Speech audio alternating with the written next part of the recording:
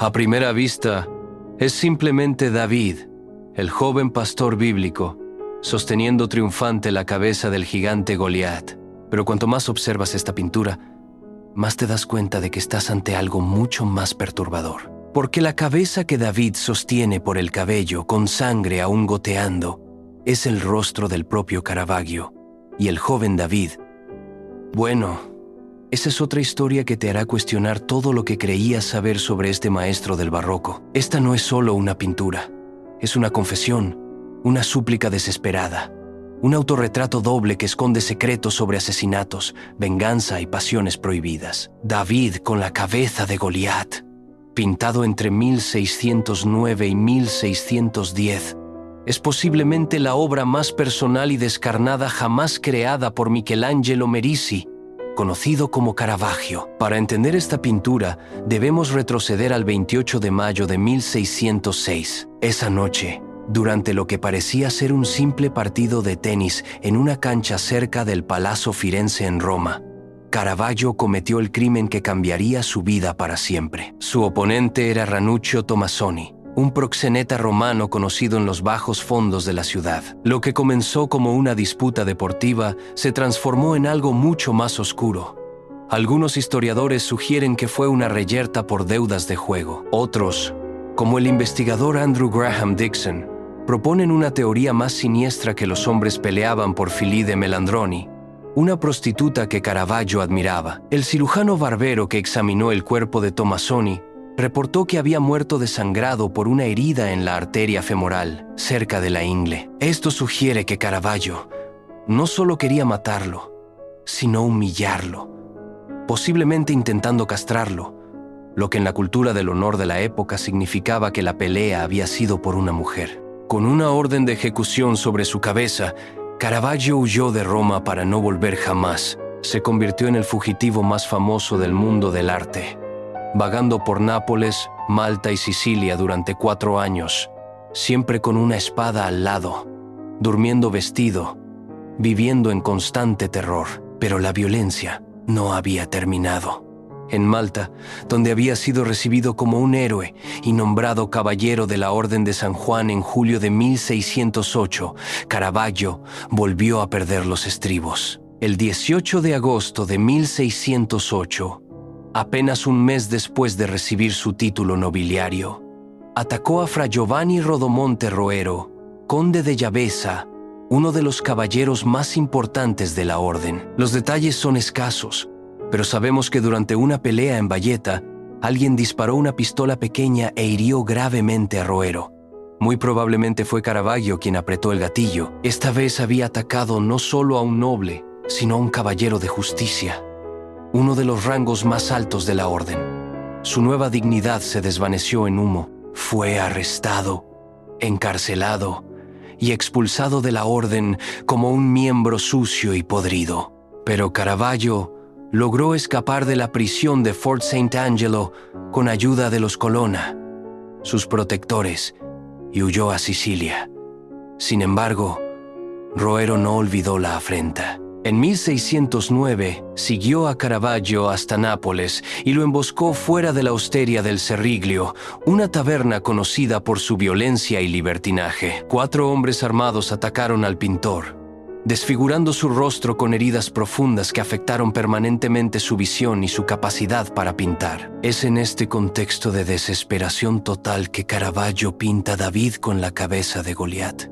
No es casual que se retrate a sí mismo como la cabeza cercenada del gigante. Su rostro, con los ojos desenfocados y la expresión de horror congelada en la muerte, sangra abundantemente mientras David lo sostiene por el cabello. La pintura funciona en múltiples niveles simbólicos.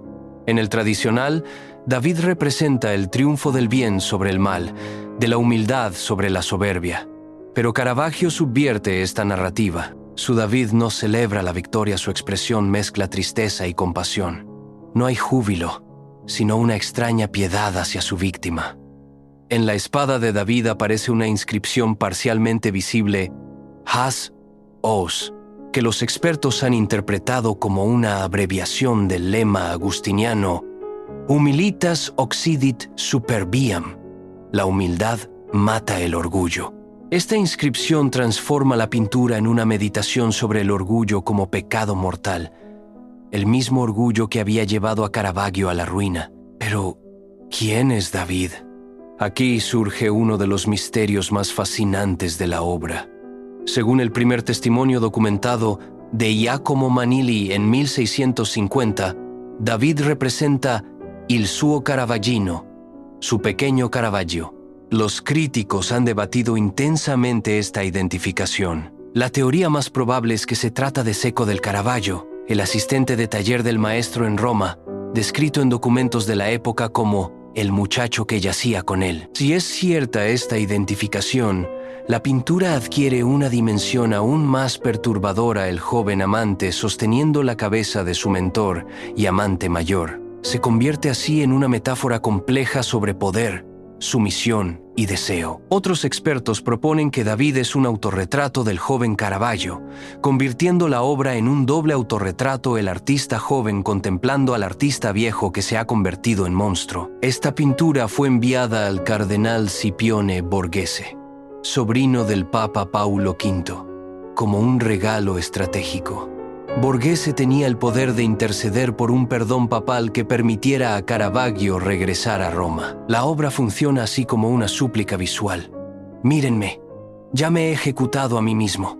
He pagado por mis crímenes con mi propia destrucción. La técnica pictórica refuerza este mensaje de desesperación.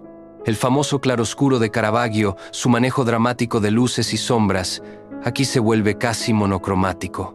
Los tonos marrones y rojos dominan, como si fuera la fotografía de una escena criminal. La luz se concentra únicamente en los elementos esenciales, el torso desnudo de David, su rostro melancólico y, sobre todo, la cabeza decapitada con su expresión de horror final. Sabemos que esta pintura llegó a la colección de Borghese antes de 1613, cuando se documentó el pago por su marco. El cardenal la exhibía en su casino de Porta Pinciana, donde causaba sensación entre los visitantes. Scipione Francucci escribió un poema en 1613 describiendo la obra, confirmando que ya entonces se sabía que Goliat era un autorretrato de Caravaggio. La pintura trasciende su contexto religioso original para convertirse en una reflexión universal sobre la autodestrucción, el arrepentimiento y la búsqueda de redención. Caravaggio, el hombre que había revolucionado el arte con su realismo brutal y su rechazo a idealizar la realidad,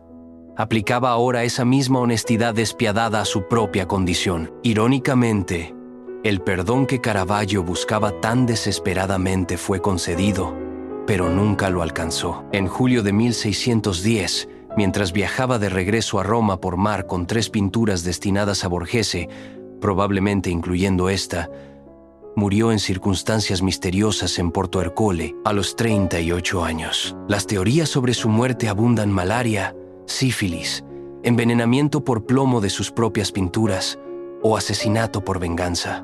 Algunos creen que fue Roero quien finalmente se cobró su venganza. Otros apuntan a la familia Tomassoni. En 2010, se encontraron huesos en Porto Ercole con niveles tóxicos de plomo, posiblemente los restos del pintor. David, con la cabeza de Goliat, se convierte así en el epitafio perfecto de Caravaggio, un hombre que transformó la violencia de su vida en arte sublime, que encontró en su propia destrucción la materia prima para crear una de las obras más perturbadoras y hermosas de la historia. Una pintura donde el verdugo llora por su víctima, donde el triunfo se convierte en lamento y donde un genio del arte nos muestra que incluso en la autodestrucción puede encontrarse una extraña y terrible belleza. 4 siglos después, seguimos contemplando fascinados este rostro muerto que nos mira desde el lienzo. Esta confesión pintada con sangre y lágrimas, este autorretrato de un genio que se retrató a sí mismo como el monstruo que creía haber llegado a ser.